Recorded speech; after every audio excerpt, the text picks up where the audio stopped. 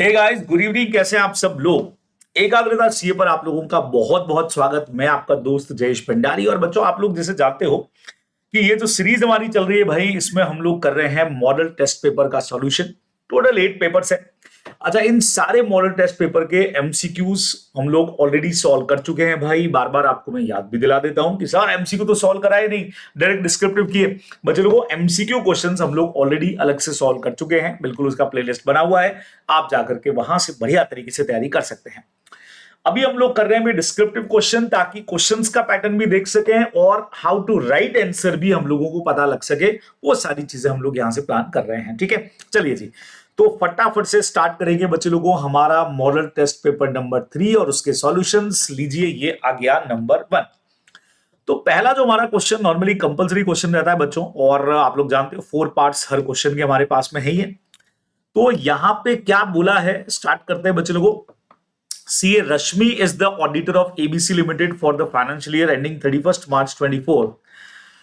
The audit report for the year was signed by her on 19/4/24. ठीक है, 25/4/24 को the company receive a communication from the central government that the incentive amount 5 crore pertaining to financial year 23-24, okay, was approved। हो गया इनका एक incentive amount. It was paid to the company before the end of April 24। April end से पहले वो पैसा जो है वो इनको दे दिया जाएगा, ऐसा इनको मिला है। ठीक है, now the financial statement of the company were not yet issued to share holder. बच्चे लोगों, सब्सिक्वेंट इवेंट है।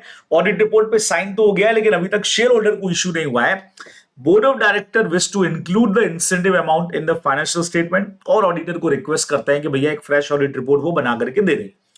तो एनालाइज करके बताओ कि भाई क्या होना चाहिए, ऑडिटर का क्या रेस्पॉन्सिबिलिटी है। बेसिकली अपन पढ़ते हैं कि there is no general responsibility of auditor. वो ऑडिट रिपोर्ट के बाद की चीज इवेंट्स को ध्यान नहीं देगा, बट अपने को बताए कि ऑडिटर अगर ऐसा करना चाहे तो ऐसे बोलता है कि हाँ भाई ऐसा किया जा सकता है। ऐसे 560 सब्सिक्वेंट इवेंट हमको इस चीज को करने को बोलता है। ठीक है, कि भाई कर देना चाहिए, है ना। Fact which become known to the auditor after date of auditor's report before the date of financial statement, उसको हम लोग बोलते हैं जनरली बच्चों को। देखो, बहुत सीधा सा है कि after date of audit report but before the date of financial statement are issued, ये वो वाले फैक्ट है। एज पर ऐसे 560 ऑडिटर का वैसे कोई ऑब्लिगेशन नहीं बनता है to perform any audit procedure regarding the financial statement after date of audit report. लेकिन अब ये सिचुएशन अपन वो वाली लेते हैं कि अगर पहले से पता होता तो मैं क्या करता भाई, तो मैं जरूर ऑडिट प्रोसीजर लगाता। When after the date of audit report but before the date of financial statement issue, a fact becomes come known to the auditor had it been known to the auditor at the date of auditor report। अगर उससे पहले ही पता लग जाता, may have caused the auditor to amend the auditor report, तो मैं करता। तो फिर ऑडिटर को ये चीज करना चाहिए बच्चों को। क्या करना चाहिए, सबसे पहला मैनेजमेंट के साथ डिस्कस करो। तो लिखने का तरीका देखो, नॉर्मली सब्सिक्वेंट इवेंट की डेफिनेशन लिखते वक्त अपन क्या लिखते हैं, after financial statement but before audit report date. लेकिन क्वेश्चन समझो कि यहां बोला है ऑडिट रिपोर्ट की डेट के बाद बट बिफोर इश्यू हमको इवेंट्स पता लगे, they are also covered in subsequent event. तो मैनेजमेंट के साथ डिस्कस करना चाहिए, डिटरमाइन करना चाहिए कि भाई फाइनेंशियल स्टेटमेंट को अमेंड करना है क्या। इस बार तो मैनेजमेंट खुद ही तैयार है। How management intend to address the matter, management क्या चाह रहा है इसके अंदर, वो भी अपन क्वेरी करेंगे। और इस बार बढ़िया चीज ये बच्चों कि मैनेजमेंट खुद ही इस चीज के लिए एग्री कर रहा है ना। If management amend the financial statement, auditor को ऑडिट प्रोसीजर लगाने चाहिए बराबर on the amendment. Further the auditor shall extend the audit procedure and provide a new audit report to the amended financial statement. ठीक है, अब ये जो नई ऑडिट रिपोर्ट होगी वो बट ऑब्वियस है फाइनेंशियल स्टेटमेंट की अमेंडमेंट डेट के पहले की नहीं होगी, उसके बाद की होनी चाहिए, अपने को पता ही है। अब इंस्टेंट केस अपन ने पूरा समझा दिया यहाँ पे, ये सारा हमारा इंस्टेंट केस है एंड बोर्ड ऑफ डायरेक्टर्स भी विश कर रहा है कि वो इसको चेंज कर दे, तो बट ऑब्वियस है अपने को भी कर देना चाहिए। After complying the condition, CA Rashmi can issue new audit report subject to date of audit report which should not be earlier than the date of approval of the amended financial statement। but obvious उसके बाद की date ही होगी। ये अपना तरीका बच्चों simply यहां पे काम कर जाएगा। तो ऐसे 560 का बढ़िया क्वेश्चन है हम लोगों का चैप्टर नंबर 7 से कनेक्टेड, ये अपने को ध्यान में रखना है। ठीक है, बराबर आंसर लिखने का पैटर्न भी बच्चों देखते जाना साथ साथ में, बढ़िया चीज वो है मेनली। नाउ अगला क्वेश्चन आया बच्चों, तो सबसे पहले तो यार ये पहचानना पड़ेगा किधर से आया, then how to present. Next अपने पास में क्या आया कि auditor can not normally examine all the information available to them as it would impracticable to do so, और वो यूज करता है ऑडिट सैंपलिंग, ये भी अपने को पता है। ठीक है, sample should be selected in such a manner कि भाई वो सारा पॉपुलेशन का रिप्रेजेंटेशन हो जाए. While sample selection method is used in the following two cases. Okay, अच्छा विथ सैंपल सिलेक्शन, इनमें से कौन सा इन्होंने यूज किया बच्चे लोगों को आपको आइडेंटिफाई करने को बोला है. बढ़िया चीज. सबसे पहला 20 लाख बैलेंस जो 10 लाख से 20 लाख के बीच के हो और below 10 lakh. Okay okay okay, मतलब इन्होंने तीन कैटेगरी बनाई है. 20 लाख, 10 से 20 लाख के बीच में और जो 10 लाख से कम हो, मतलब 10 से 20 और देन जो 10 से भी कम हो. तो क्या लगता है बच्चे लोगों को, ये तो हमारा कौन सा वाला सैंपलिंग का पार्ट हो गया भाई? क्या बोलते हो बच्चे लोगों को, ये सैंपलिंग का हमारा कौन सा पार्ट है? और अगला वाला भी जो है वो कौन सा पार्ट है? आपको पूछे सैंपल का मेथड इसके अंदर बताओ. ठीक है, तो auditor use the sample 50 consecutive cheque for test whether the cheque are signed by authorised signatory rather than picking 50 single cheque. Block sampling की तरह से तो नहीं है. ठीक है, तो अब यहां पे बहुत सीधा सीधा सा है बच्चों लोगों, हम लोगों ने बहुत प्रॉपर चीज इसके अंदर पढ़ी हुई है कि पहला वाला हमारा स्ट्रैटिफाइड सैंपलिंग जो अपन यूज करते हैं उसका मेथड है. सीधा सीधा सा स्टार्टा हो गया, जहां होल पॉपुलेशन को हम कुछ अलग अलग ग्रुप्स के अंदर डिवाइड कर देते हैं और ज्यादातर उसमें हमारा बेस जो रहता है वो मनी रहता है ना, अमाउंट का जो ट्रांजेक्शन रहता है. क्योंकि अलग अलग ग्रुप्स बनाएंगे तो प्रॉपर तरीके से सैंपलिंग हो पाएगी, क्योंकि हर ग्रुप का कहां 1 लाख से 10 लाख से कम का ट्रांजेक्शन है 1 लाख से, और कहां इतना ऊपर का ट्रांजेक्शन है. तो इसीलिए हमको उसको डिवीजन कर देना चाहिए. तो stratified sampling method involve dividing the whole population to be tested in few separate group call strata. ठीक है, and taking a sample from each of them, और उससे जो रिजल्ट आएगा वो उसी पॉपुलेशन पे लगेगा और फिर उसको अपन कंबाइन करेंगे. तो ऑडिटर जो ये करना चाह रहा है, it is a matter of stratified sampling, अपने को ध्यान रखना है. सेकंड, आपको मैंने ब्लॉक सैंपलिंग बोल ही दिया. ब्लॉक सैंपलिंग के अंदर हमारा तरीका क्या होता है कि जो कंटीन्यूअस आइटम हमारे होते हैं ना विद द पॉपुलेशन, उसमें रेंज ऑफ ट्रांजेक्शन जो सिमिलर नेचर के हम उनको सेलेक्ट कर लेते हैं. देन उसके बेस पे, जैसे हर महीने के स्टार्टिंग में 50 आइटम हमने ले लिए, उसमें से हमने सैंपलिंग करके चेक कर लिया बच्चों, मतलब वो सैंपल हमारा हो गया जिससे हमने चेक कर लिया. तो यहां पे भी आप 50 कंसेक्यूटिव चेक ले रहे हो, है ना. तो ये जो अपन चीज कर रहे हैं इसको हम लोग ब्लॉक सिलेक्शन मेथड बोलेंगे. बहुत सीधा सा अपना तरीका हो गया. तो ये दो चीजें अपने को ध्यान में रखनी है. स्टार्टा हो गया, दूसरा अपना ब्लॉक हो गया बच्चों, जो अपने को समझाना है. ऑडिट सैंपलिंग चैप्टर नंबर 4 का हमारा बढ़िया सा क्वेश्चन है. अगला क्वेश्चन आता है, PDN company chartered accountants were appointed as the auditor of MR limited for the financial year 23-24. MR limited include the following clause in the appointment letter to the auditor. अब बच्चों इन लोगों ने क्या किया, क्लॉज लिखा है, the auditor shall be responsible for detecting the fraud that may happen in the company during the financial 23-24. The auditor objected to inclusion of such a clause in the appointment letter. Discuss the light of the scope. बच्चों हमारे scope में fraud को detect करना थोड़ी यार, we are not inspector investigator थोड़ी हम. क्या बोलते हैं बच्चों? तो ये क्लॉज हमारा काम है ही नहीं, हमारा तो ऑब्जेक्टिव अलग है. ऐसे 200 अपन पढ़ते हैं. तो scope of audit chapter number 1 अपना काम करेगा, जिसमें अपन लोग सबसे पहले नंबर पे हाउ टू स्टार्ट बच्चे लोगों ऑडिट के ऑब्जेक्टिव लिखो. सबसे पहले तो ऐसे का नाम लिखो, ऐसे का नेम और नंबर दोनों लिखो. उसके बाद सीधा सीधा साथ में हमारा पर्पस क्या है, obtain reasonable assurance whether the financial statement as a whole are free from material misstatement whether due to fraud and error.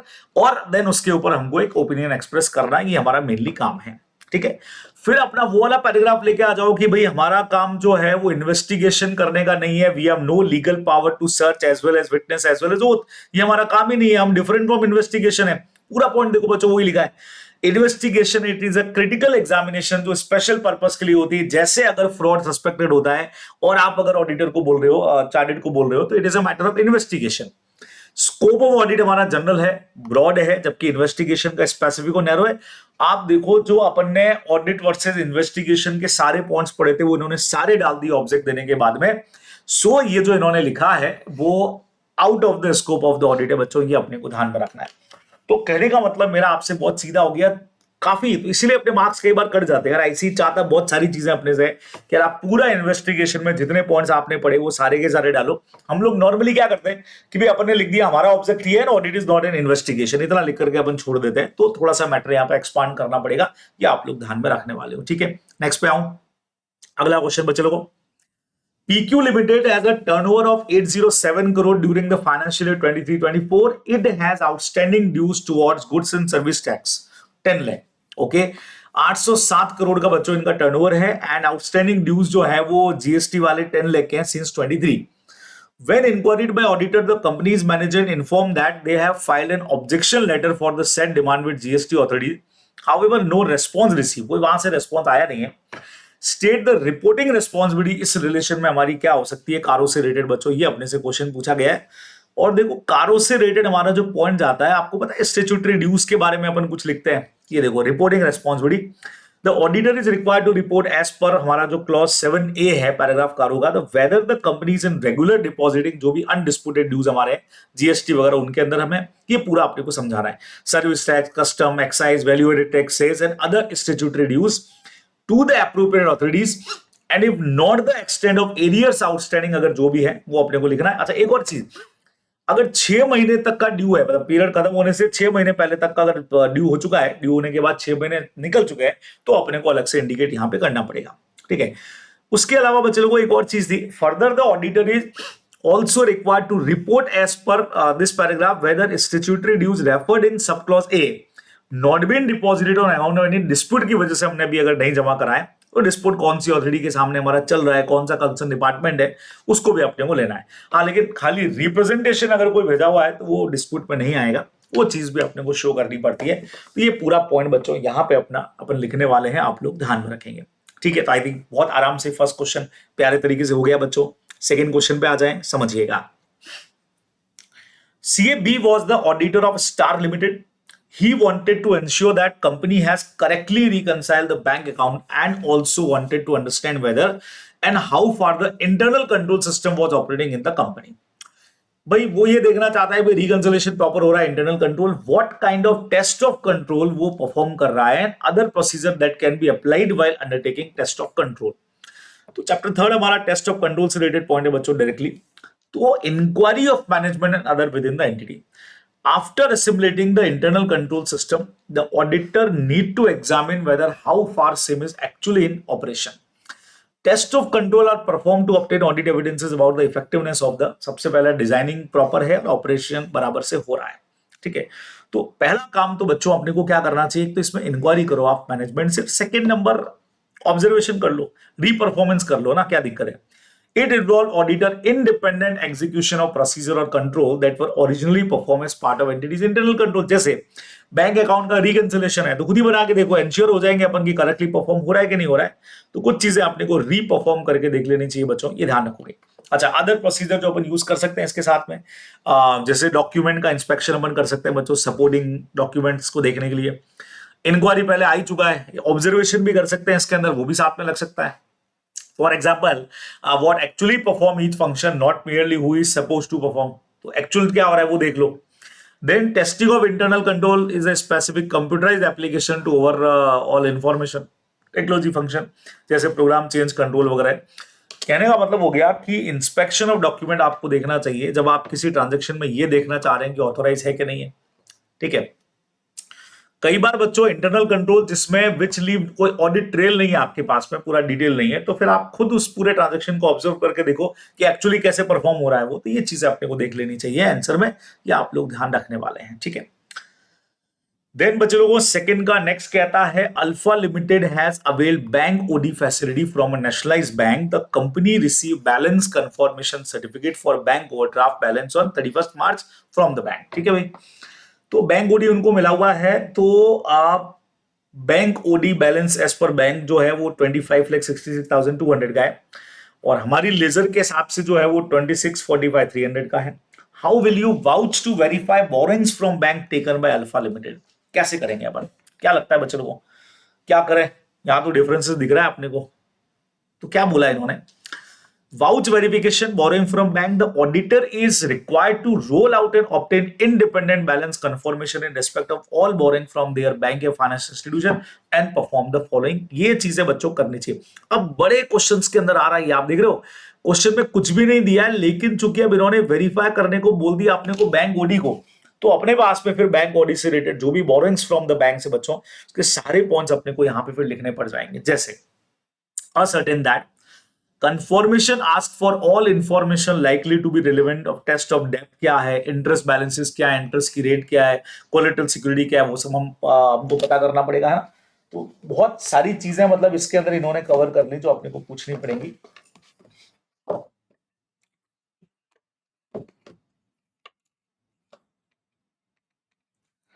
एक मिनट दीजिएगा मुझे। हाँ जी, now send reminder for non replies, अगर रिप्लाई नहीं आ रहा है तो रिमाइंडर भेजना। Compare the balances as per the confirmation obtain to the books of accounts, है ना। Ask for reconciliation, there is any differences, क्या पता रह गया उनके और हमारे बीच में। रिकंसाइल करना बैलेंसेस को इन द ओवरड्राफ्ट और loan account with that shown in the passbook, और confirm the last mention balance कितना है, और बकायदा बैंक से अपने को कोई सर्टिफिकेट वगैरह इसके लिए लेना पड़ेगा, है ना, वो है तो वो भी लो। Obtain independent balance confirmation from the bank showing balances, security deposit जो बैंक के पास है, मतलब पूरा जो पॉइंट इससे रिलेटेड है। Asset and confirmation that the same has been correctly disclosed, duly registered of company, recorded register of charges. Verify the authority under which the loan or draft has been raised. अब इस तरह के question में कई बार अपने को ये दिक्कत हो सकती है, सर क्वेश्चन में तो इतना सा पूछा, पूरा लिखना पड़ेगा बच्चों। In case of company, only the board of director is authorised to raise the loan. फिर कंफर्म करना कि कंपनीज एक्ट के अंदर जो मैक्सिमम अमाउंट ऑफ लोन वाला है सेक्शन 180, उसको कॉन्ट्रवेंस तो नहीं हुआ, उसको फॉलो किया कि नहीं किया है। पर्पस जिसके लिए लोन रेस किया उसी के अंदर यूटिलाइज हुआ है कि नहीं हुआ है बच्चे लोगों को, ये अपने को पूरा प्रॉपर तरीके से लिखना पड़ेगा, ठीक है। इस समय देखो कि इन्होंने कुछ पर्टिकुलर पॉइंट्स इसमें लिए हैं कि नहीं लिए हैं। अगर मैं स्टडी मैट चेक करूं,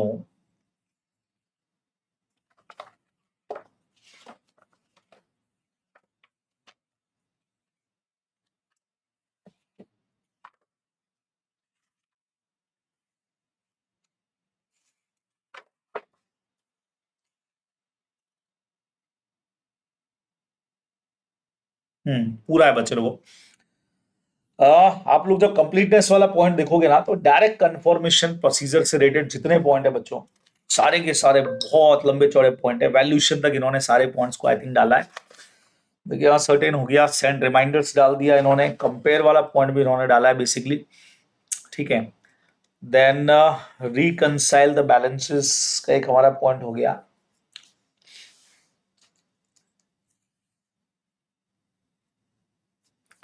वैल्यूएशन वाले पॉइंट क्यों डाल दिए इन्होंने? Obtain, verify the authority under which,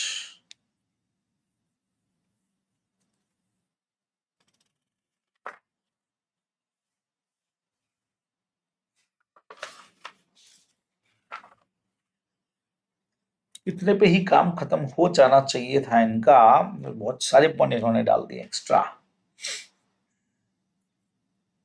compare the balances as per confirmation obtained, ask reconciliation if there are any differences for test of supporting document and reconciliation test check basis।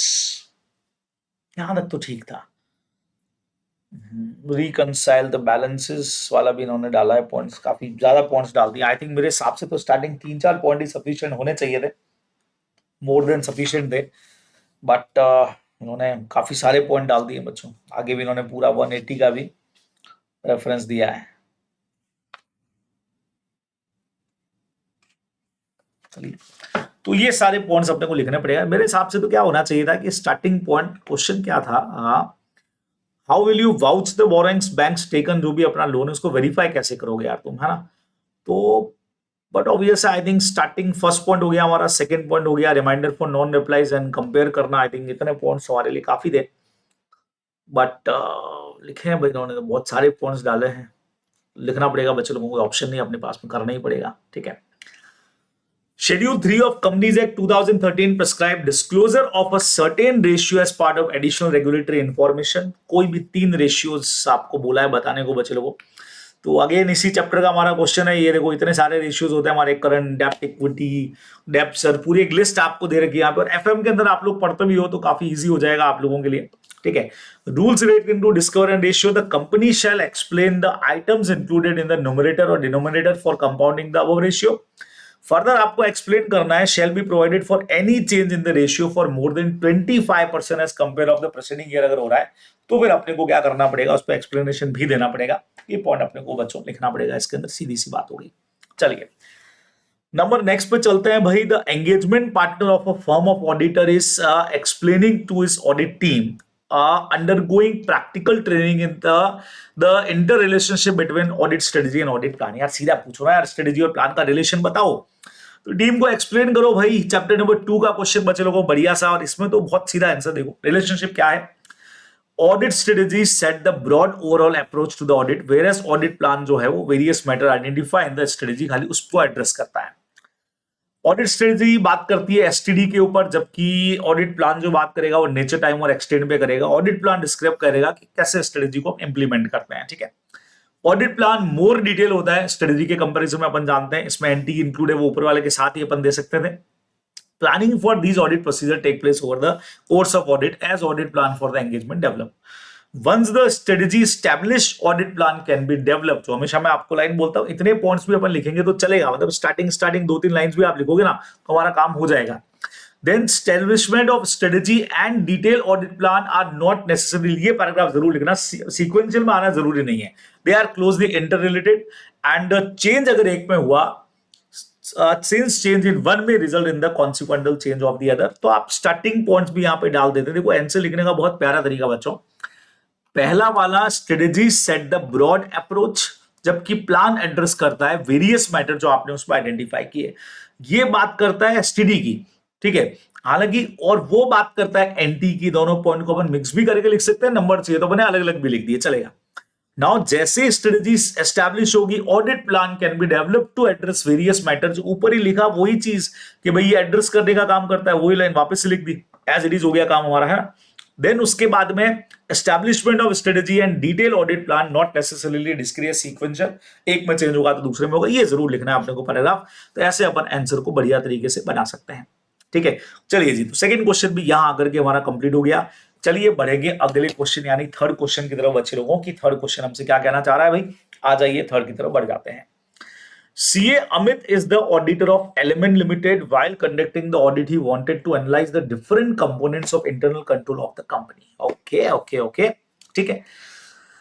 Identify and explain which component of internal control he is trying to understand in the following two cases। बच्चों काफी सारे components अपन पढ़ते हैं इसके अंदर। Whether control of element are operating as intended and they modify as appropriate change in condition। Whether there exists proper segregation of duties की बात कर रहा है ये, जो पर्सन रिकॉर्डिंग के लिए रेस्पॉन्सिबल हो वो डिफरेंट फ्रॉम ऑथराइजिंग होना चाहिए। तो हम कौन से कंपोनेंट पे बात कर रहे हैं बच्चे लोगों, ये क्वेश्चन पूछा है आपने से। तो यहां से देखना आप लोग क्या बोला है इन्होंने। ये देखो फर्स्ट वाले में वो अंडरस्टैंड करना चाह रहा है that whether control in element are operating intend and they are modify appropriate change in the conditions. He is gaining of understanding the monitoring of control component. अरे भाई साहब कहां गए, ये देखो मॉनिटरिंग वाला पॉइंट अपना। Monitoring of control is a process assess the effectiveness of internal control. It help in assessing the effectiveness of control on a timely basis, ताकि आप एक्शन ले सको। It include considering whether control are operating an intent they are modify. क्या उसको modify करने की जरूरत है क्या? तो पहले वाले में तो वो मॉनिटरिंग ऑफ कंट्रोल कंपोनेंट पे जा रहा है। अब सेकेंड सिचुएशन जो हम लोगों ने पढ़ा सेग्रेगेशन ऑफ ड्यूटीज वाला, उसमें वो क्या चेक करना चाह रहा है बच्चे लोगों, Amit is trying to understand whether there exist a proper system of segregation of duties, कि वो है कि नहीं है। Gaining understanding of internal control, in particular वो कंट्रोल एक्टिविटीज देखना चाह रहा है। When a person recording a transaction जो है वो ऑथराइज करने वाले से डिफरेंस होना चाहिए, डिफरेंट होना चाहिए, है ना, ताकि अगर कोई भी मिस स्टेटमेंट है तो वो आराम से टाइमली प्रिवेंट हो जाए। तो gaining insight about the internal control system of the company, तो दो कंपोनेंट्स के बारे में पूछा है, उनका डिटेल बच्चों ने यहाँ पे लिख दिया है। ठीक है, नंबर नेक्स्ट पे आते हैं, बी नंबर पे।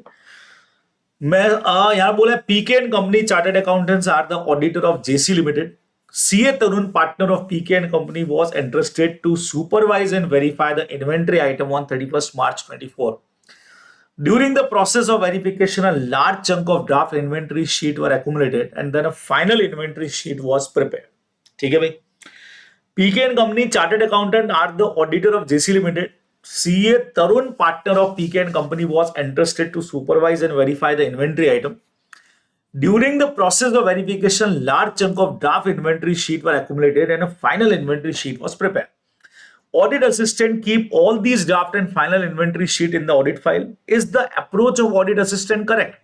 Which paper document may not be included in the audit documentation? बच्चे लोगों, ये हो गया हमारा एसेट 230 भी इसके अंदर कवर हो रहा है साथ के अंदर, कि भाई तुमको क्या मेंटेन करना चाहिए क्या नहीं करना चाहिए। ये देखो, तो इसमें the audit assistant has kept a large chunk of draft inventory sheet and final inventory sheet in the audit file. ये करेक्ट है ही नहीं, हमारा थोड़ी है भाई, ये क्या बात करते हैं। Not required to document draft inventory sheet. Auditor should ensure that only final inventory sheet जो आएगी वो हमारे ऑडिट डॉक्यूमेंटेशन का पार्ट होगा। 10 अप्रोच ऑफ ऑडिट असिस्टेंट जो है वो नॉट करेक्ट है। फाइनल शीट हमारे पास आएगी बच्चों, जो ड्राफ्ट स्टार्टिंग में उन्होंने बनाई, जो रफ शीट आप कह सकते हो, वो हमारे डॉक्यूमेंटेशन का पार्ट नहीं है भाई, अपने को ध्यान में रखना चाहिए। अब 230 के हिसाब से ऑडिट डॉक्यूमेंटेशन में रिकॉर्ड ऑन पेपर और on electronic form other than media, और सॉरी अदर मीडिया, किसी भी फॉर्म में आप रख सकते हैं, इलेक्ट्रॉनिक फॉर्म में, पेपर फॉर्म में। लेकिन ये चीजें आपको इंक्लूड नहीं करनी है बच्चे लोगों ऑडिट डॉक्यूमेंटेशन में। यही पूछा था ना अपन ने, अपन से कौन सा नहीं करना है, क्या पूछा है, विच पेपर में नॉट बी इंक्लूडेड। तो अच्छा पॉइंट है बच्चे लोगों, एग्जाम के हिसाब से superseded draft of working paper, जो अभी अपन ने पढ़ा, खाली ड्राफ्ट अगर है वर्किंग पेपर के, वो इंक्लूड नहीं करना है। नोट्स दैट रिफ्लेक्ट इनकम्प्लीट या प्रिलिमिनरी थिंकिंग, जो शुरुआत में जो नोट्स अपन ने बनाए थे उनको नहीं करना है। Previous copies of document corrected for typographical और अदर एरर्स हो गए थे बच्चों, कोई एक शीट अपन ने निकाली उसमें एरर आ गया, हमने दूसरी शीट ली, तो पहले वाली को खत्म करो ना, उसको काय को रखना है। और कोई भी डॉक्यूमेंट के डुप्लीकेट्स रखने की जरूरत नहीं है, अगर हमारे पास है कॉपीज, ओरिजिनल है कॉपीज है, तो और ज्यादा रखने की जरूरत नहीं है। ये डॉक्यूमेंटेशन का पार्ट नहीं होना चाहिए बच्चों, ये अपने को ध्यान में रखना है, ठीक है, बराबर है, क्लियर है। नेक्स्ट क्वेश्चन पे चला जाए। सी वाला क्वेश्चन क्या कहता है बच्चों, आइए बात करते हैं।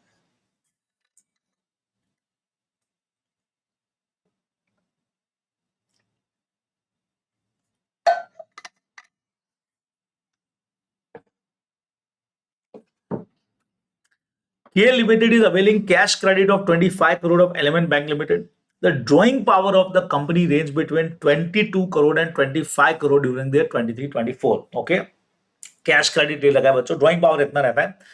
The limit availed by the company remained less than 20 crore during all the days of the financial year 23-24. Okay, limit availed by the company हमेशा 20 करोड़ से कम ही रहती है। The company has not deposited any amount in the cash credit account and there is no other credit to this amount during last 2 quarters. भाई साहब, करीब करीब 6 महीने से 180 डेज, जबकि 90 डेज से ऊपर में तो दिक्कत है ना। How will this situation classify बच्चों, कैसे करोगे आप इस सिचुएशन को। भाई साहब, हमने कहा एक अकाउंट को हम आउट ऑफ ऑर्डर कब मानते हैं बच्चों, सबसे पहले आउटस्टैंडिंग बैलेंस कंटिन्यूसली आपका ड्रॉइंग पावर से ऊपर जा रहा है, वो तो शायद जा नहीं रहा है इसके अंदर। और in case where the outstanding balance या principal operating account is less than sanctioning limit या drawing power, ये जैसे इसमें 20 करोड़ का है, लेकिन कंटिन्यूस 90 दिन तक आपने कुछ भी क्रेडिट जमा नहीं कराया, या कराया भी है तो वो इंटरेस्ट अमाउंट से भी कम जा रहा है। Credit are there not enough to cover the interest debited during the same period, अगर है तो आउट ऑफ ऑर्डर मानना है ना। अब इसमें कैश क्रेडिट की लिमिट तो आपकी 25 करोड़ की है, ड्रॉइंग पावर आपका 22 से 25 के बीच में रहता है, हमेशा आप लेस देन 20 करोड़ अमाउंट ले जा रहे हो। तो और कंपनी ने लास्ट 2 क्वार्टर से कुछ पैसा ही जमा नहीं कराया, ठीक है। इस बेस पे अगर बात करें तो लेस देन सैंक्शन लिमिट जरूर है, लेकिन आपने पिछले 90 दिन से कोई क्रेडिट कराया नहीं है भैया, इसीलिए अपने को इसको आउट ऑफ ऑर्डर ही मानना पड़ेगा बच्चों। सिंपल से हमारा कंसेप्ट था कि अपन ध्यान में रखने वाले। प्यारा सा पॉइंट है, अच्छा पॉइंट है, इजी क्वेश्चन है, मस्त वाला। बड़े क्वेश्चन में एक वही आया जो चैप्टर 5 का अपन ने जो लिया डायरेक्ट कंफर्मेशन वाला, यार वही एक बड़ा पॉइंट था, बैंक बोरोइंग्स वाला। बाकी क्वेश्चन ठीक है। You are auditor of NP Limited. Looking at the use size of similar transaction, you directed your team member to use statistical sampling. Okay, ठीक है। One of them, team member Q, wants to select sample based upon his personal experience and knowledge and is not aware about the statistical sampling. तो उसको बताओगे भाई ये क्या चीज होता है, पर्सनल पे तो हैफेजार्ड हो जाएगा या नॉन स्टेटिस्टिकल हो जाएगी, तो उसको बताओगे यूज किया है इसका, और sampling method are more scientific और अप्रोप्रिएट है कि आपको थोड़ा स्टैटिस्टिकल सैम्पलिंग की खूबियों के बारे में अगले को बताना है। तो उसको बताओ भाई कि स्टैटिस्टिकल सैम्पलिंग होती क्या है, भाई साहब को बताओ, लंबा चौड़ा बताना है क्या भाई। देखो, statistical sampling is an approach of sampling जहां पे random selection of sample unit are used to probability theory or to evaluate sample result including measurement of sampling risk qualities characteristics. Statistical sampling is more scientific and appropriate as audit testing done through this approach is more scientific than testing based on entirely of the auditor own judgment because इसमें use होता है mathematical laws and probability, जो ज्यादा appropriate है। तो बच्चों points पर डाल दो ना बड़ी कि भाई क्यों ऐसा है। नंबर 1 भैया, दिस इज मोर साइंटिफिक, ज्यादा साइंटिफिक है ये, बराबर, कि वहां जजमेंट काम में आते हैं, यहां काम आते हैं mathematical laws of probability. Second, statistical sampling has reasonably wide application where a population to be tested consist a larger number of similar item. ठीक है, वो ज्यादा बेटर रहेगा, खास करके trade receivable testing, confirmation, payroll checking, vouching वगैरह के लिए दिस इज मोर गुड। जहां एक ही जैसे बहुत सारे ट्रांजेक्शन आपके पास में है तो फिर ये ज्यादा बेटर है। तीसरा, पर्सनल बायसनेस नहीं आएगी ऑडिटर को इसके अंदर, पर्सनल उसका व्यूज कोई दिमाग में चल रहा है वो इफेक्ट नहीं करेगा, ये एक बड़ा बेनिफिट मिलेगा। लार्जर ऑर्गेनाइजेशन के लिए जहां ह्यूज ट्रांजेक्शन होते हैं वहां स्टैटिस्टिकल सैंपलिंग जो है वो ऑलवेज रिकमेंडेड होगी, अनबायस होनी चाहिए। ये अपना फोर्थ रीजन दे दो भाई, तो रीजन बताओ ना भाई, इसको पॉइंट्स में डिवाइड कर दो बच्चों। भाई पहला point, this is more scientific because it involve mathematical laws of probability. Second number, it is very much useful for large number of similar items, ठीक है। तीसरा नंबर, पर्सनल बायस नहीं होगा auditor in case of statistical sampling, scientific रहेगा, no personal bias involve, ये ध्यान रखना है। और for larger organisation with huge transaction it is more suitable, it is recommended because unbias रहेगी। ये बढ़िया तरीके से आप समझा सकते हो बच्चों। तो ये हमारा थर्ड क्वेश्चन भी इधर आकर के हो गया, अभी खत्म बोले तो खलास। फोर्थ पे चले बच्चे लोग आ जाए। चलिए जी, फोर्थ का नंबर है, सब लोग तैयार, फटाफट से करेंगे। EFG limited has appointed M&N company chartered accountant as the auditor for financial year 24-25. CA and the engagement partner completed risk assessment procedure. However, he is concerned about the management of HR to be employed to conduct the audit. HR to be employed audit. For this purpose, he wants to establish strategy for setting the STD of the audit. Describe how the process of establishment of strategy will assist him in managing deployment of HR sources for various audit areas. Okay. Management of HR to be employed to conduct the audit. Yes, बच्चों को तो अब strategy वाले point में क्या अपन इसको पढ़ते हैं कि हाँ सर, उसमें हमारा बिल्कुल ऐसे 220 का एक पार्ट भी है, वैसे तो स्ट्रेटजी के अंदर भी है, जो सपोर्ट में 220 भी हमारा कई बार आता है बच्चों, एचआर वाला पॉइंट आपको ध्यान हो तो, है ना।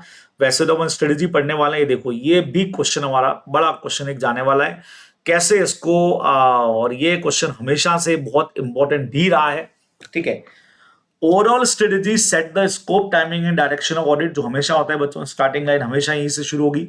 ऑडिटर एस्टैब्लिश करेगा स्ट्रेटजी को और ये गाइड करेगा डेवलपमेंट प्लान को, ये हमेशा लिखा जाता है बच्चों, फिक्स रहता है। अब एस्टैब्लिश कैसे करना है, उसके लिए क्या पॉइंट रहेंगे बच्चों, बहुत बार डिस्कस किए हुए मैंने। सबसे पहला नंबर पे अपन ने ये पढ़ा था कि हमको डिप्लॉयमेंट ऑफ रिसोर्सेज करना पड़ेगा। हाई रिस्क एरिया अगर कहीं पे दिख रहा है तो वहां एक्सपीरियंस टीम रहेगी, ठीक है, या एक्सपर्ट रहेगा कॉम्प्लेक्स मैटर के ऊपर, सिंपल बात हो गई। सेकेंड नंबर के ऊपर एलोकेशन करना पड़ेगा आर्ट्स वगैरह का, बजटेड आर्ट्स बढ़ाने पड़ेंगे। हाई रिस्क एरिया में अपने को ज्यादा बजटेड आर्ट्स चाहिए, कम में कम चाहिए, याद करो मैंने बताया था। तीसरा नंबर अपने को ये देखना पड़ेगा कि भाई कट ऑफ डेट्स क्या है, stage when resources are to be deployed such as whether at an interim audit stage, या की कट ऑफ डेट कब करना है, रिसोर्सेज कब चाहिए, इंटरिम ऑडिट के टाइम पे, फाइनल के टाइम पे अपने को चाहिएगा। फिर अपन ने कहा था ब्रीफिंग, डीब्रीफिंग, सुपरवाइज कैसे करोगे, मैनेज करना, डायरेक्शन करना, सुपरवाइज करना। ब्रीफिंग का मतलब हम उनको समझा रहे हैं एंगेजमेंट टीम को, उनका वापस हमारे पास में फीडबैक आ रहा है, डीब्रीफिंग। ऑन साइड मतलब क्लाइंट की जगह पे होगा, ऑफ साइड मतलब ऑडिट फॉर्म पे होगा, ये सब चीजें भी डिसाइड करनी होती है बच्चों, बहुत प्यारा पॉइंट है।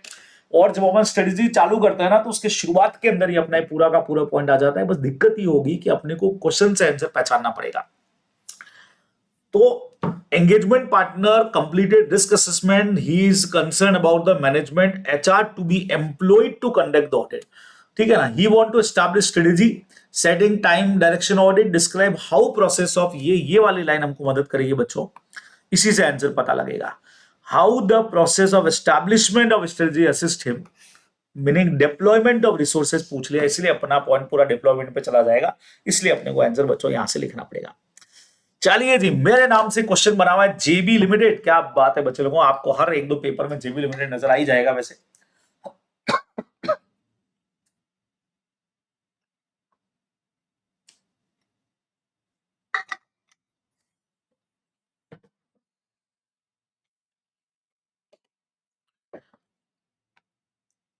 तो J B limited has invested huge sum of money on establishment of new property, plant and equipment during the year under audit.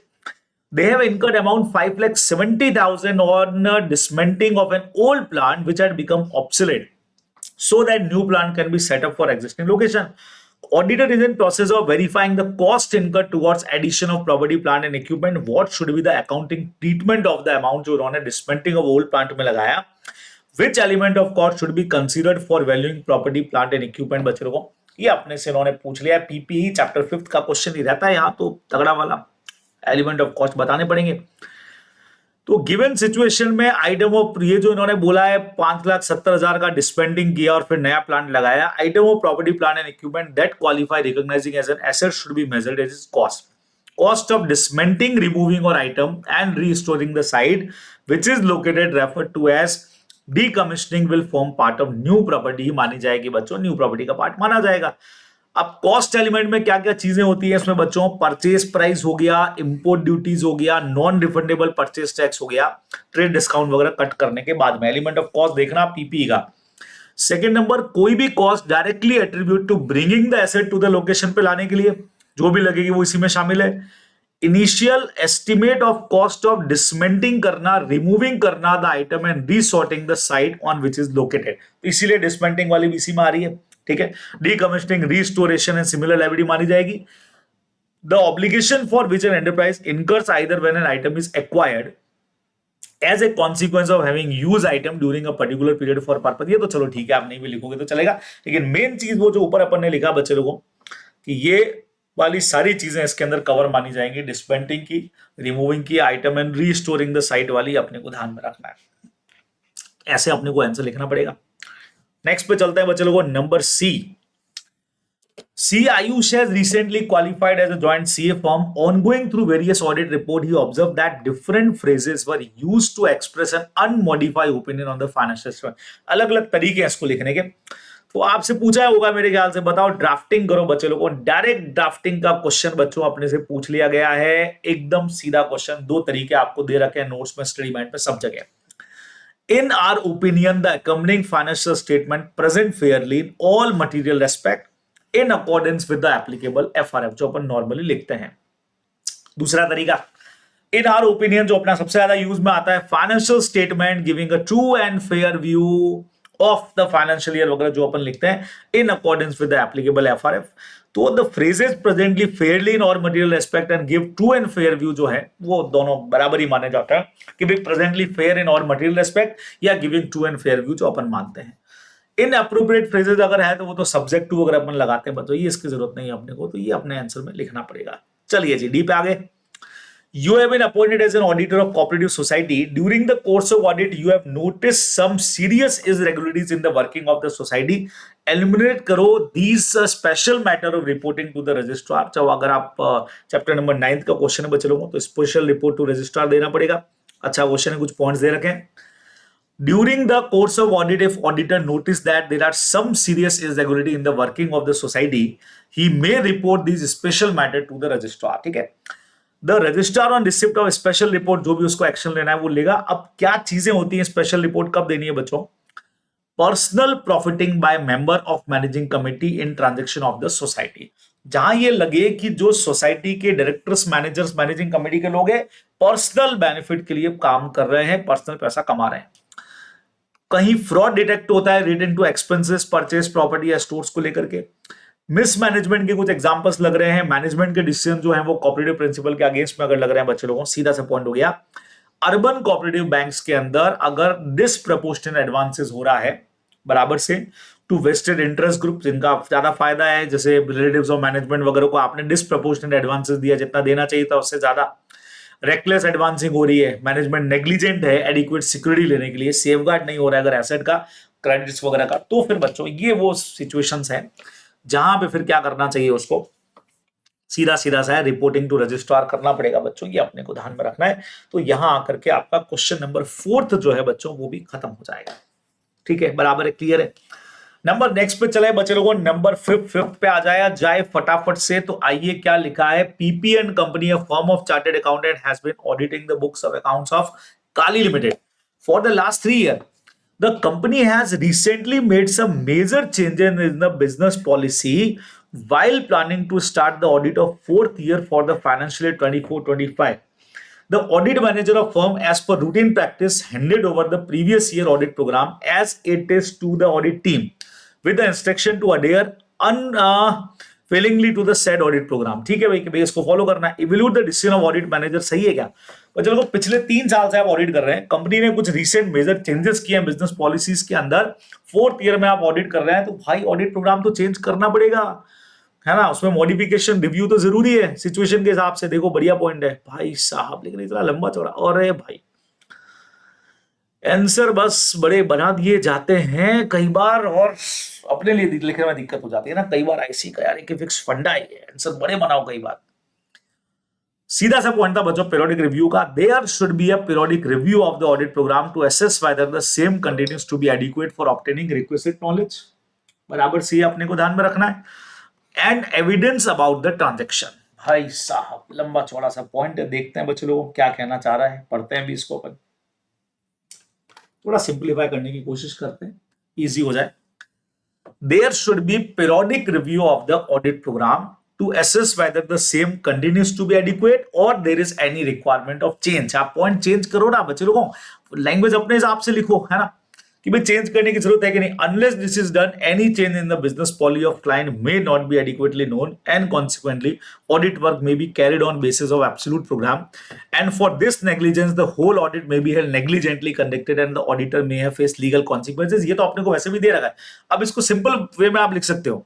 ठीक है, in case of failing to review या फेल्स टू रिव्यू अगर auditor हो गया तो may not be adequately change about the organization, जो भी entity है ना, and because of his negligent behaviour he may face some legal consequences. ऐसा ये बी पॉइंट के अंदर आप चेंज करके लिखो। ठीक है, utility of the audit program can be retained and enhanced only when keeping the program as also the client operation and internal control under periodic review so that inadequate या redundancies of the program may be removed। ठीक है ना, एक ही चीज को बार बार लिखा है इन्होंने कि भाई आपको करना।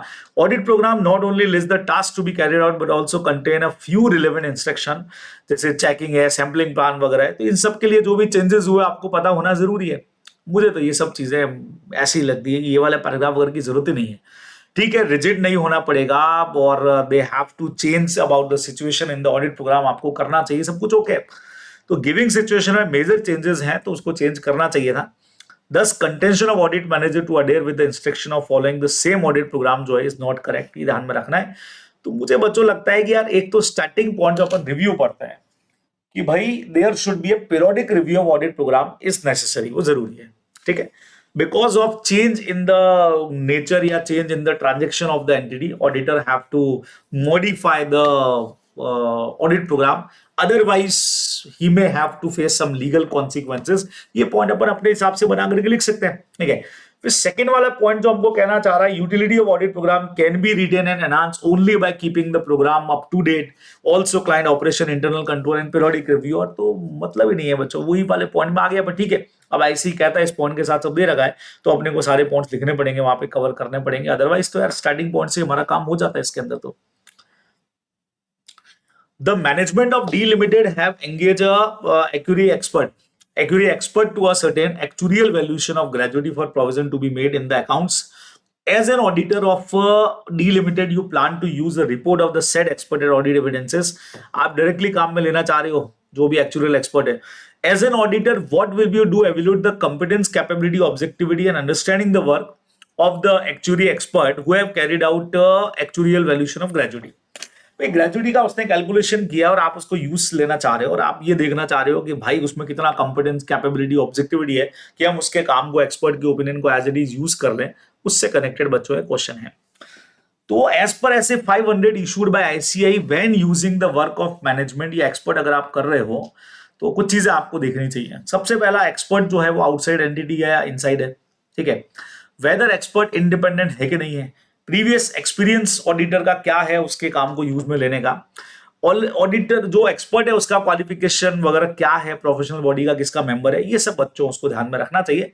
ये ध्यान रखने के बाद अगर उसको लगता है the auditor should also obtain understanding of the work of that expert, whether auditor has expertise to evaluate the work, वो खुद एक्सपर्टाइज है कि नहीं है, एवोल्यूशन द एजम्पशन और मेथड जो मैनेजमेंट ने यूज किए हैं, और nature of internal external data जो एक्सपर्ट ने यूज किए, वो सब देख करके अपन लोग डिसाइड करेंगे कि अपने को क्या करना है, उसके एक्सपर्ट रिपोर्ट को अपने ऑडिट के यूज में लेना है कि नहीं लेना, ऐसा। ठीक है, ZN Associates are the auditor of Relon Limited, an export-oriented unit which specify manufacturing oil extraction plant. Since many complex processes are involved, they are digitalizing their operation. They are restructuring their business model, which are driven by technology. Since most of the operation of the company are automated, ZN Associates were planning to do digital audit. Use बताना है बच्चों आपको digital technology का कहां मिलेगा. अपन जो third chapter पढ़ता है इंटरनल कंट्रोल, उसका जो लास्ट पार्ट आपका है वो डिजिटल ऑडिट से ही कनेक्टेड है पूरा का पूरा. वो अपने को यहाँ पे थियोरेटिकल पार्ट समझाना पड़ेगा. ये देखो 3 पॉइंट्स दिए इन्होंने. Entities are embracing digitalization as part of their operation to keep pace changing times. ठीक है, keep pace changing time. New technologies are helping companies revamp their operations and rethink the way of business conducted. Companies are restructuring their business model according technology as per technology. Automation is a key of digitalization. इन्होंने बोला है. अब benefit क्या है बच्चे लोगों? तो in such business environment, use of digital technology is being made by auditor right to planning to expression of final opinion. Auditor की कैसे help करती है? Number 1. Auditor are making use of AI, data analytics and our other latest technology to help understand the business process in a better way. तो पहला फायदा बच्चों, आप understand कर पाओगे बिजनेस प्रोसेस को बेटर वे में अगर आप एआई वगैरह यूज करते हो, इलेक्ट्रॉनिक टूल यूज करते हो. Second number, using this tool auditor can conduct audit in a better way और ज्यादा अटेंशन दे पाएगा. जहां ग्रेटर फोकस एरियाज होंगे वो आपको इजीली कैच हो जाएंगे, वो ध्यान दे पाएगा. और तीसरा, digital audit helping auditor to better identify risk making use of technology. मतलब टाइमली आप रिस्क फाइंड आउट कर पाओगे, आइडेंटिफाई रिस्क को कर पाओगे तो जल्दी जजमेंट ले पाओगे. ये एक बड़ा बेनिफिट मिलेगा बच्चों, अपने को ध्यान में रखना है. ठीक है, चलिए डी पे चलते हैं. Mister J is an article clerk with a big chartered accountant firm. He is a part of engagement team and which is conducting the audit of company for the first time. इन्होंने बोला है बच्चे लोगों, अच्छा point है. They are assigned with the work of preparing the draft audit engagement letter. Mr. J not sure how go about this work. तो what is engagement letter और इसके contents क्या होता है बच्चे लोगों? ऐसे 210 में engagement letter जो auditor issue करता है client को. ठीक है, बहुत सिंपल है. बेटर अंडरस्टैंडिंग क्रिएट करने के लिए बनाना जरूरी है. In the interest of both the parties ये जरूरी है, क्लाइंट एंड ऑडिटर. अब इसको 2 पार्ट में हम डिवाइड करते हैं. जब लॉ प्रेस्क्राइब ऑलरेडी करता है और नहीं करता है, when law regulation already specify और नॉट स्पेसिफाई. अदरवाइज क्या क्या होता है बच्चों? Objective and scope of the audit हम इसमें इंक्लूड करते हैं. Number 1. Second number, responsibilities auditor की, मैनेजमेंट की अपन ने पहले किया हुआ है. एप्लीकेबल एफआरएफ आपका कौन सा है, और expected form and content of audit report. और साथ में ये स्टेटमेंट भी कि दिस में बी मॉडिफाई, दिस में बी ऑल्टर अबाउट सिचुएशन. ये अपने को देना है.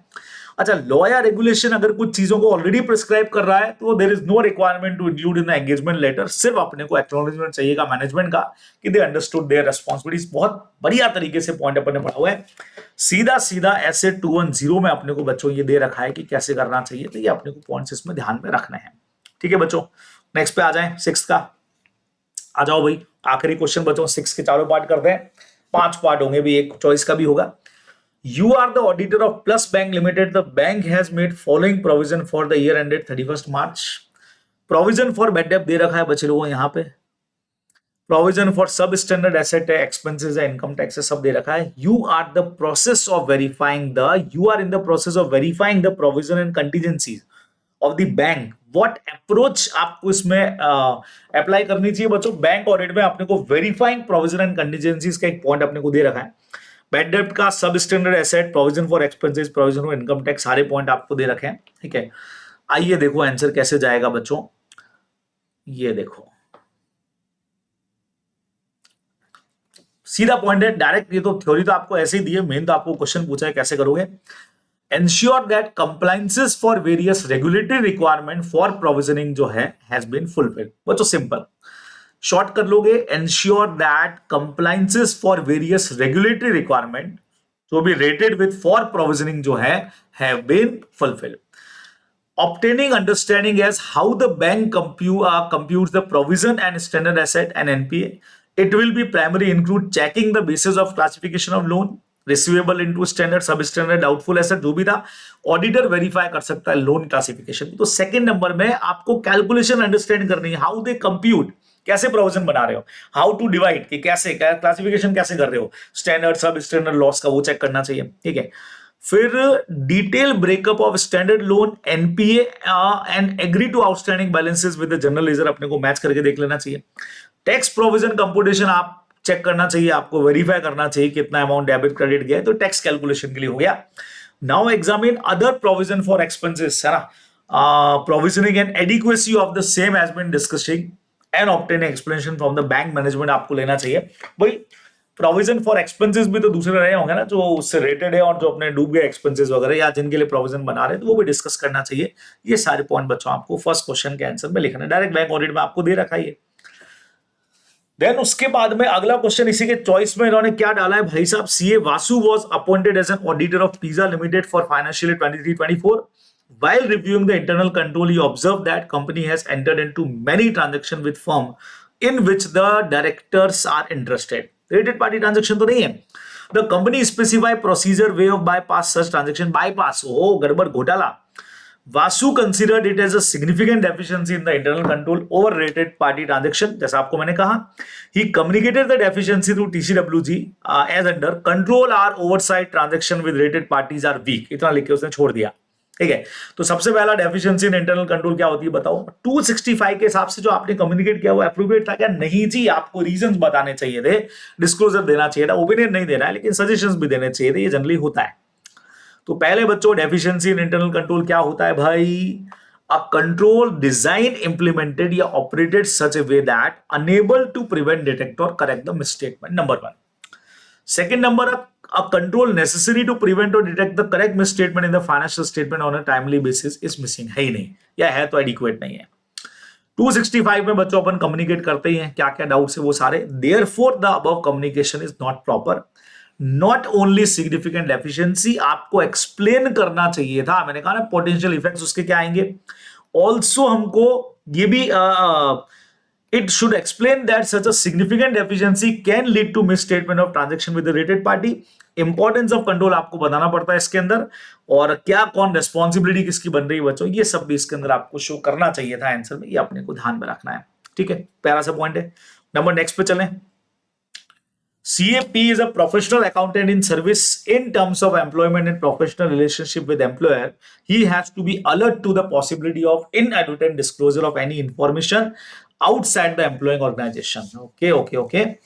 However, in view of disclosure required by the law, CAP लिखा हुआ ना, devolve the information and document as evidence in course of legal proceeding. तो whether CAP has violated any fundamental principle of professional ethics, भाई ये कह रहा है कि प्रोफेशनल अकाउंटेंट है, employment and alert to the possibility of inadvertent disclosure of any information outside the employing organization नहीं करना है, लेकिन disclosure required by the law है तो उसने ये इंफॉर्मेशन लीगल प्रोसीडिंग में दी है, वो तो अलाउड ही होता है बच्चों। कॉन्फिडेंशियलिटी वाला पॉइंट आएगा अपना पूरा का पूरा, बोलो क्या बोलते हो भाई साहब, इसका भी इतना बड़ा आंसर लिखा है इन्होंने। Confidentiality principle require professional accountant to respect the confidentiality of information जो उसके पास में आई है एज ए प्रोफेशनल रिलेशनशिप। यहाँ पे कहीं पर भी उसको डिस्क्लोज नहीं करना है किसी को भी, थर्ड पार्टी को, लेकिन this can be disclose for example if required by the law और कोर्ट, कोई भी अथॉरिटी होगी तो देनी पड़ेगी, अपने को ध्यान में रखना है, ठीक है। तो यहाँ पे इसने वो रेस्पॉन्सिबल नहीं होगा वॉयलेशन के लिए, क्योंकि लीगल प्रोसीडिंग के काम में लिए बच्चों, इसीलिए इसको अपन वॉयलेशन नहीं मान रहे, ये अपने को ध्यान में रखना है, ठीक है। नेक्स्ट क्वेश्चन क्या कहता है भाई, आइए देखिए, आखिरी 2 क्वेश्चंस अपने पास में, फटाफट चेक करते हैं।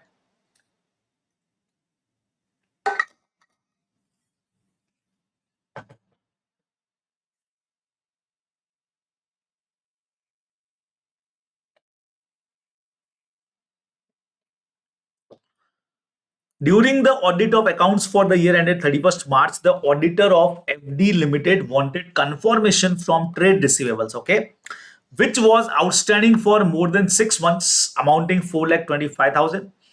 Auditor sent confirmation letter to the party requesting them to respond directly to him whether or not they agree with the outstanding for them. Positive confirmation है बच्चों।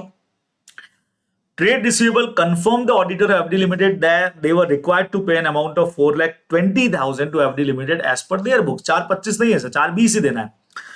Explain the type of confirmation request क्या थी and the course of action, अब इसको क्या लेना चाहिए बच्चों, alternate audit procedure लगाने चाहिए, क्या करना चाहिए, डिफरेंसेस तो दिखा है। देखो, पॉजिटिव कंफर्मेशन, जहां आप ये डिमांड कर रहे हो उनसे कि भाई उनको आइदर एग्री और disagree they have to inform, तो उसको पॉजिटिव कंफर्मेशन बोलते हैं। A response that indicate difference between information requested to be confirmed or contained in entity records, अगर अलग अलग आ रही है तो अब अपने को क्या करना चाहिए बच्चों को? The exception need to be assess the entire population after analyzing the reason for the difference. तो अब इसमें क्या करें? देखो क्वेश्चन आ गया, ये तो क्वेश्चन की समरी आ गई। Auditor evaluation whether taken into account and with other audit procedure the auditor may have performed may assist the auditor in conducting whether sufficient appropriate audit evidences has been obtained, whether performing further audit procedure is necessary as required 330 in case of indicating exception. So the audit company should be asked to investigate and reconcile the discrepancies indicated by the confirming party। बच्चों सुनो यार, ये सब लिखने के बाद ये आधी चीजें तो फर्जी लिख देते हैं, ऐसे ही मतलब ही नहीं है, डायरेक्ट आंसर दो ना भाई। भाई in case of differences he has to apply, उसको क्या करने पड़ेंगे? फर्दर ऑडिट प्रोसीजर और लगाने पड़ेंगे, है ना। अब फर्दर ऑडिट प्रोसीजर में एक तो डॉक्यूमेंटेशन ले ले, और सबसे बढ़िया चीज है कंपनी को पूछे to investigate and reconcile the discrepancies. ये करना चाहिए उसको बेसिकली, है ना। आप उनको बोलो कि भाई आप चेक करके बताओ कि व्हाई डिफरेंसेस आर देयर। ये अपने को सिंपल क्वेश्चन का आंसर लिख देना चाहिए था, इतना इतना बढ़ा चढ़ा करके ऐसे ही। P Financial Services Limited is leasing a hire purchase company, leasing a hire purchase company. You as an auditor of PFSL are in the process of examining financial lease agreement executed by them for equipment given on lease. Different type of entities वाले chapter का question है अपना lease पर। which point shall be noted by you while examining a particular finance lease agreement? आप क्या चीजें देखोगे in respect of leasing transaction? बच्चों ये अपने से पूछा है। तो the lease agreement should be examined and the following points are to be noted. Lead agreement में अपन ये चीजें लीज में अपन नोट करेंगे। सबसे पहले लेसर का डिस्क्रिप्शन क्या है, लेसी का डिस्क्रिप्शन क्या है, इक्विपमेंट कौन सा है जो ले रहे हो, उसकी लोकेशन कहां है, कहां पे वो इंस्टॉल है। The stipulation that the equipment shall not be remove from the describe location except for repair for the sake of identification. Lessor में ऑल्सो रिक्वायर प्लेट्स और makings to be attach to the equipment, वो भी आपको लगाना पड़ेगा। साथ में है किधर भाई, तुम्हारा प्लान किधर है वो तो बताओ हमको, है ना। The amount of tenure of lease, date of payment, late charges क्या है, डिपॉजिट और एडवांसेस शुड बी नोटेड। बच्चों को समझो, बढ़िया पॉइंट बोला है, समझना।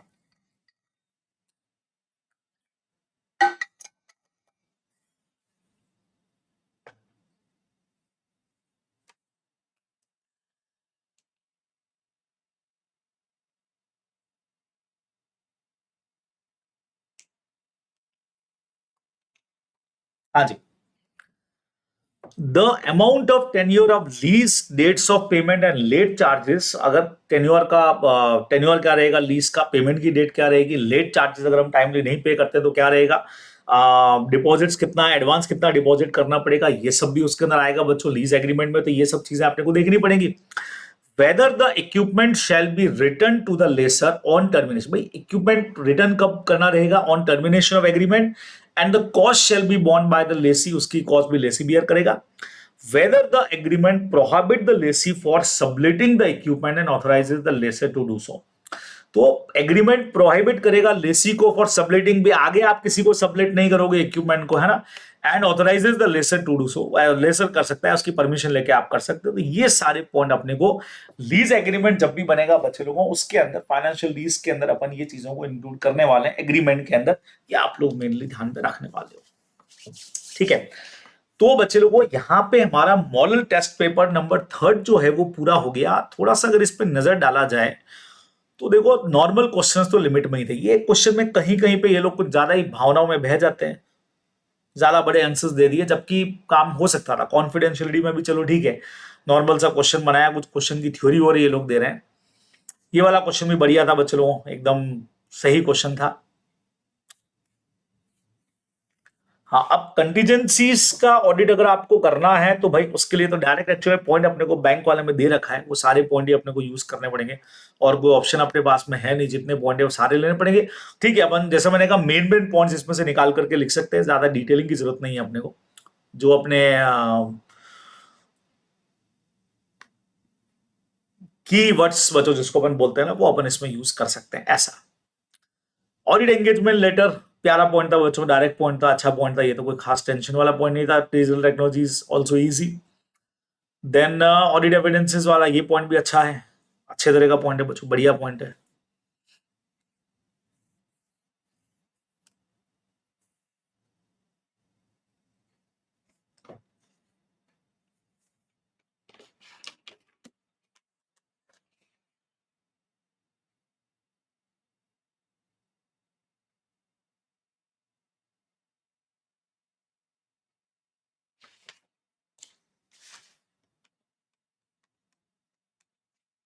अच्छा क्वेश्चन है।